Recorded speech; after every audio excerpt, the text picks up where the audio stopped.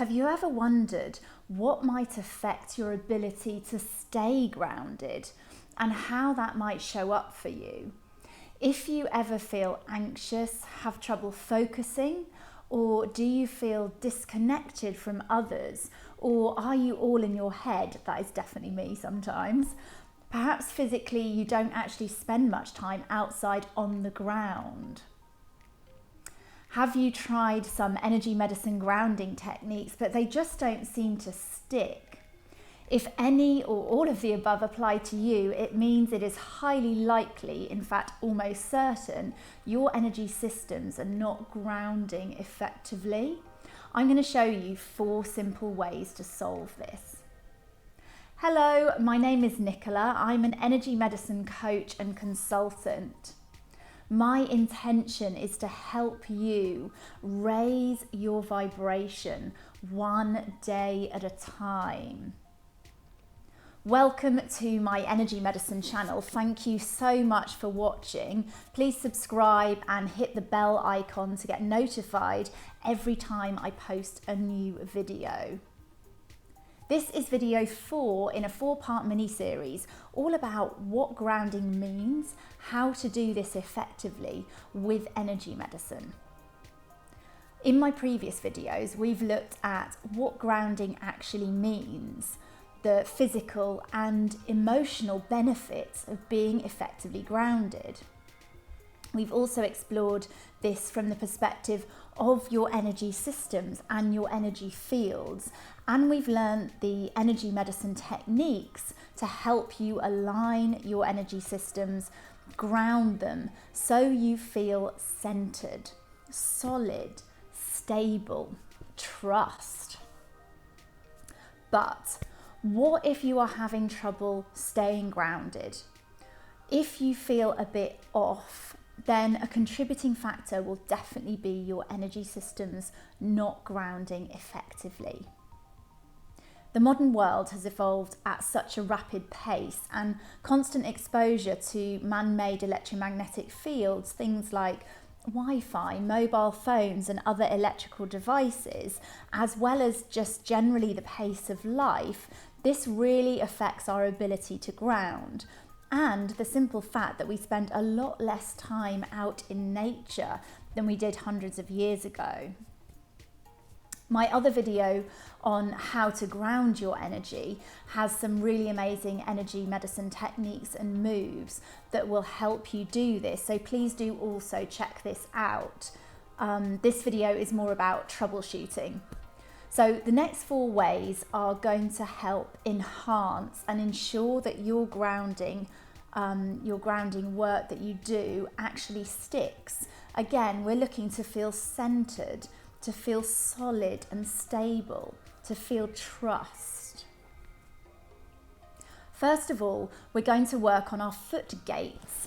Now, the gates are in between the metatarsals, which are the little bones of the feet. They're actually acupressure points in the feet that correspond to muscles in your entire body, but they actually can get energy stuck in there really easily, and this can affect your ability to ground. We also want to help the energy vortexes on your feet stay free flowing. So squeezing the sides of the feet, which connects with an energy highway or meridian related to the nervous system, and another meridian called spleen, an earth element, which is essential for grounding. You can actually watch video 2 in the series for how we work more in depth with the spleen meridian. So to work with the gates on our feet, to make sure that energy is not getting stuck in this area, we want to use quite a deep pressure massage. So just using my thumb, massaging in between the bones of the feet, taking that energy off. And again,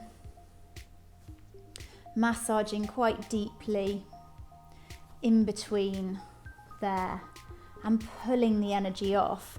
Now remember, our hands are like electromagnetic tools, so they will also have the effect to draw energy off the body. And then squeezing the sides of the feet. Again, This side, on the side with the little toe, that relates to the nervous system, a meridian energy highway there. And this side, this relates to that earth element, that spleen element. Great. And then just working out the bottom of the feet. That's where that kidney 1 point is that I talk about in my walking barefoot on grass video. And then we do the same on the other foot. So again, deep pressure in between the bones of the foot, working that through, pulling the energy off. And taking a nice deep breath at the same time. Breath is so important to help move energy. It is a part of the process, as is your intention. And then squeezing that foot and massaging the bottom where that K1, kidney 1 point is. Again, I cover that in more detail in a previous grounding video, so please watch that if you want more information. And that's it, just working through to make sure those areas are free and releasing stuck energy. The second way we're going to look at ensuring grounding is working effectively is called spooning the feet. This is about resetting the magnetic polarity of the feet. In my last video called Walking Barefoot on Grass, we talked about how the feet have a positive polarity, a positive charge, which attracts negatively charged free electrons from the surface of the earth. If your feet have not been in contact with the ground for a long time, this polarity can get switched, which means there isn't that attraction. So have you changed time zones, been on a flight? Are you feeling lightheaded? Have you been around electronics for a long time? The spoon you want to use must be able to attract a magnet. So you can check this if you have a magnet on your fridge. A stainless steel spoon is usually really good to use. So this has an energetic influence and interaction with the magnetic aspect and polarity of hemoglobin, which is found in your blood. And this is an amazing technique I've learned during my Donna Eden energy medicine practitioner training. So all you want to do is, with your spoon, rub the soles of the feet. You can rub side to side. You can rub up and down. I also like to do figure of eights, because figure of eights is a pattern that a lot of our invisible energy fields like to move in. And if you are feeling disconnected or ungrounded, it's a good idea to do this for a little bit longer, maybe up to a minute. You could do it when you get out of bed in the morning, before you go to bed at night, or perhaps when you get to your destination after a flight. And you can also do this if you're wearing socks. So that is absolutely fine, but obviously not when you're wearing shoes. So just rubbing the soles of the feet there, and then do the other foot.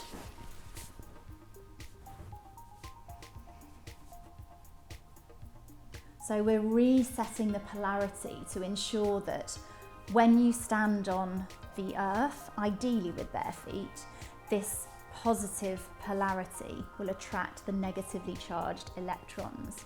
Even if you're not able to get out on the earth with bare feet, this is still really good to do to align the cells in your body in a way that attracts the earth. So do still do this even if you're not able to get barefoot out on the earth.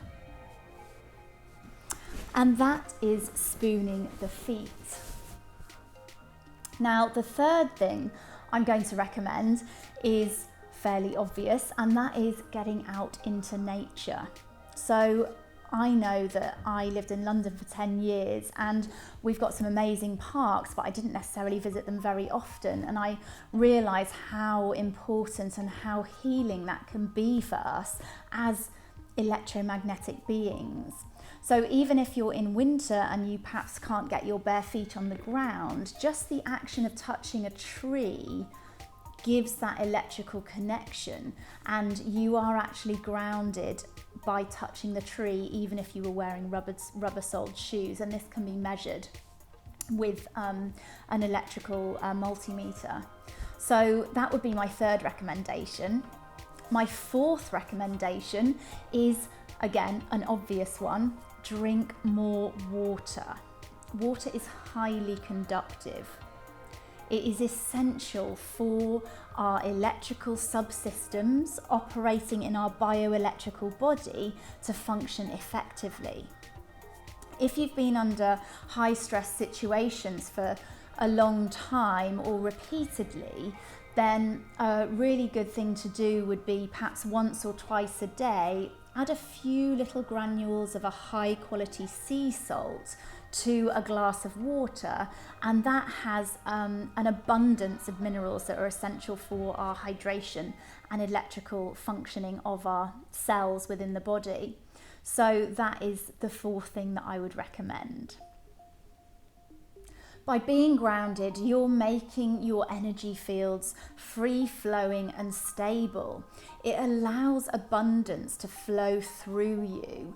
This is the art of grounding, and my intention is to help you connect to this and have some techniques that you can use to enhance our natural way of being. If you have any questions, I would love to hear from you. Thank you so much for watching.